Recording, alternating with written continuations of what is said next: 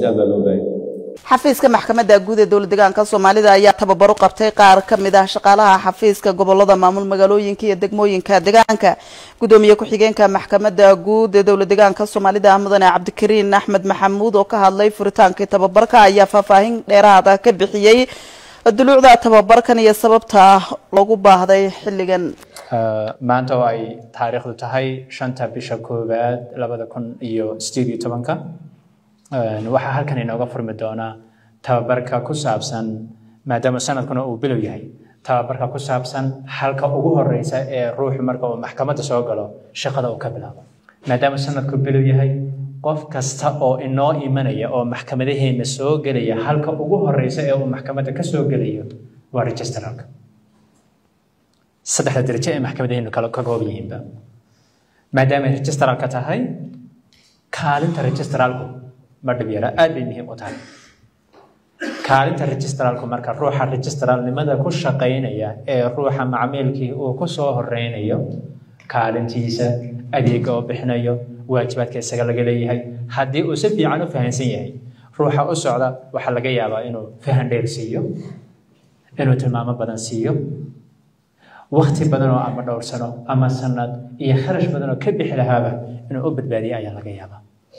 marka shaqadii maadaama aan bilaabayno waa sababta ugu muhiimsan in ugu soo horeysinay tababarada aan khibradlayaasha ama dadka hay'adaha garsoorka ka shaqeeya aan siinayno waa sababta kuwa registrarka ama tababarka registrarka aan siinayno aan ugu soo horeysinay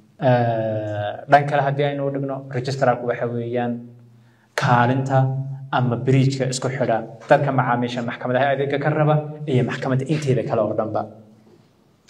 marka halkaa maraysa ama marka aynu arrintaasi ogsoonahay muggiina iyo culayskiinu ma dhib yara aad buu muhiim u yahay shacabka aad buu muhiim ugu yahay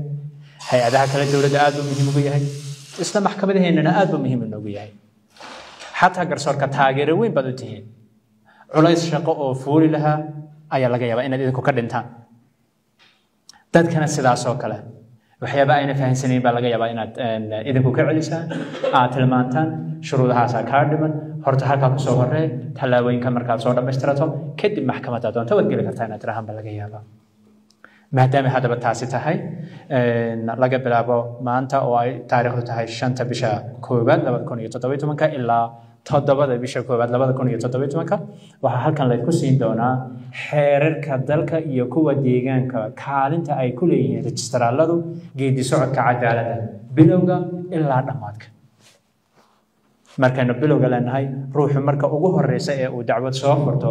ilaa marka ugu dambaysa ee uu rabo in loo fuliyo go'aamadii ay maxkamadaha kala duwan u go'aamiyeen kaalinta uu registrarkeenu ku leeyahay ayaa rabnaa inaad qaadataan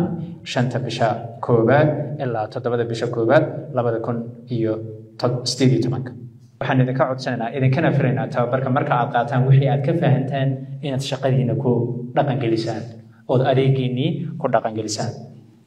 qodobka labaad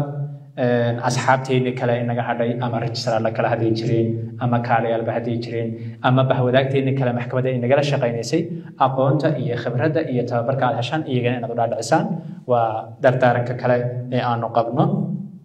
si labada qodob aan idin sheegay ay idinku hirgalaan marka waxaa idinka leedinka sugayaa inta tababarku uu socdo inaad xaadir ahaataan inaad wada xaajood yeelataan habka tababarka loo bixinayo ayuuna noqonin mid anaga naga yimaada idinkuna aad qaadataan ee waa inuu noqdo wax isweydaarsi waa inuu noqdo waxa laga yaabaa inaan leedinka aqoon badnayn inaan leedinka khibrad badnayn laakiin marka ay dadku isku yimaadaan ee tashi keenaan ee qodob laga doodo labada dhanba waxba ka soo kordha dadka ina hor taagan ee aynu u gar qaadayno qaar baa laga yaabaa inay idinku xadgudbaan qaar baa laga yaabaa ixtiraamkii hay'adda garsoorka ama maxkamadaha amaba garsoorka u lahaa inaydan ka helin qaar baa laga yaabaa labada dhinac ee idin hor taagan inaanay iyaga laftarkoodu kala duwanaansho weyne inuu u dhaxeeya laga yaabo siyaabo kala duwan baa lagu kala duwanaan karaa ajaanib iyo kuwa muwaadina ayaa isa soo dacweyn kara kuwa cadaan iyo kuwa madooba ayaa isa soo dacweyn kara ku laba ruux oo laba diimood oo kala duwan haysta ayaa isa soo dacweyn kara waxyaabahaas oo dhan inaga hogaamiyaan maaha inaga waa inay hogaamiyaan anshaxa iyo xeerarkeenu mabaadiida haddii aynu garsoorahay ay inoo dhigayaan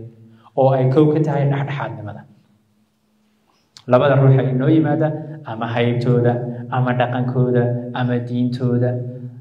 ama habka ixtiraamka oo maxkamadda oo muujinayo ama darajada dhaqaale ay kala leeyihiin waxyaabahaas oo dhan inaan ku xisaabtanay inagu maaha dacwadaha ay noo keensanayaan maragyada ay noo keensanayaan cadaymaha ay wataan keliya waa inaan ku xisaabtano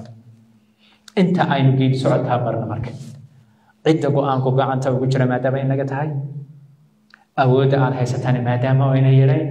waxaa aad laynooga baahan yahay oo kale inaynu dulqaad samayno dadka inaynu u dulqaadano marka si guud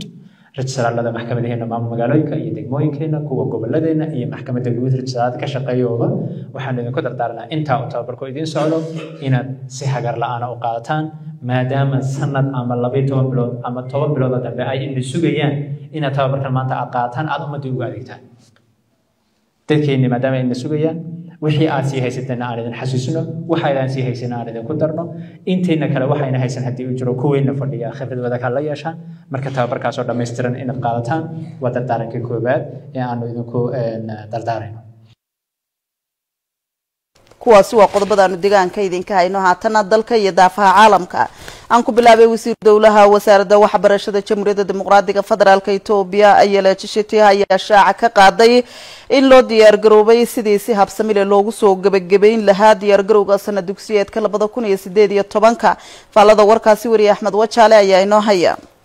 wasiir dowlaha wasaaradda waxbarashada ayaa shaaca ka qaaday in loo diyaar garoobay sidii si habsami leh loogu soo gabagabeyn lahaa diyaar garowga sanad dugsiyeedkan 2018 isla markaana tilmaantay in la sameeyay awoodii lagu dhameystiri lahaa sanad dugsiyeedkan wasiir dowlaha wasaaradda